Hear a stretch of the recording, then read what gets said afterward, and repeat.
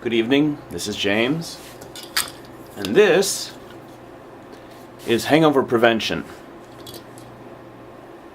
I'm going to talk for a minute or two about, well, probably what a lot of people are not expecting me to talk about. This guy, the iPad. Let's see if I can get this tripod in a stable position between my legs. And I can tilt that down a bit. This is Apple's Japanese homepage that lists all of the features of the new iPad. Or as it would be pronounced in Boston, iPad.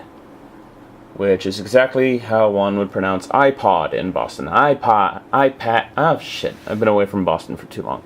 Anyways, Japanese page. It goes through the features. Safari, Mail, Shashin pictures, videos on the left, YouTube on the right. On the left, iPod, iTunes, App Store, Maps, Memo, Calendar, Contact List, Home Screen, and Spotlight Search, whatever the heck that is. Now, let's see, where did I see that? Soldier knows best. Adobe responds to the iPad's lack of flash. Went to that link there. Found an article about the iPad's lack of flash. And the next thing I found through a link on the right was this article here. iPad could be sold without iBooks in non-US countries at launch. Now, let's see, I gotta take out this. Oh, wow, without the sunglasses I can see so much better.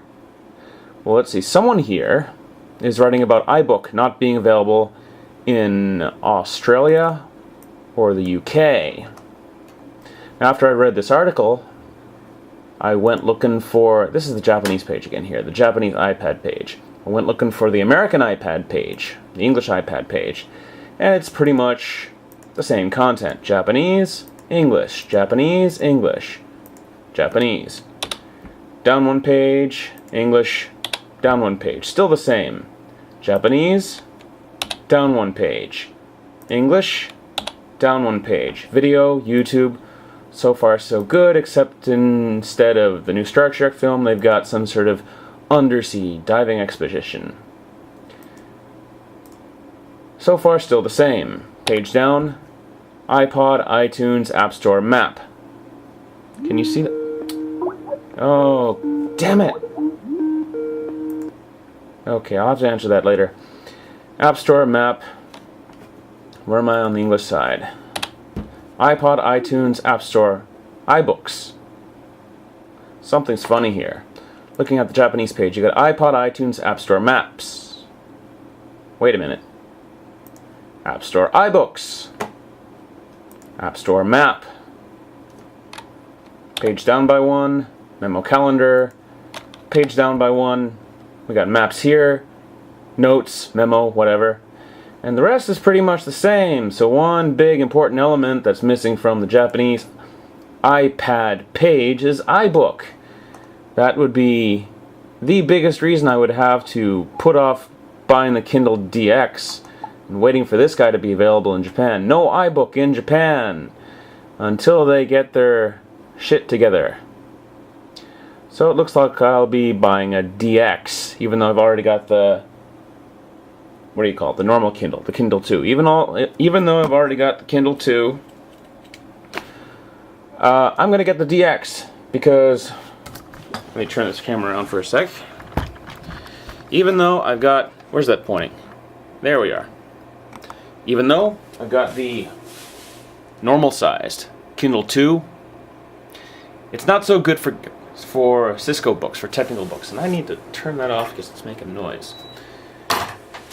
6-inch, it's perfect for paperbacks, it's perfect for fiction.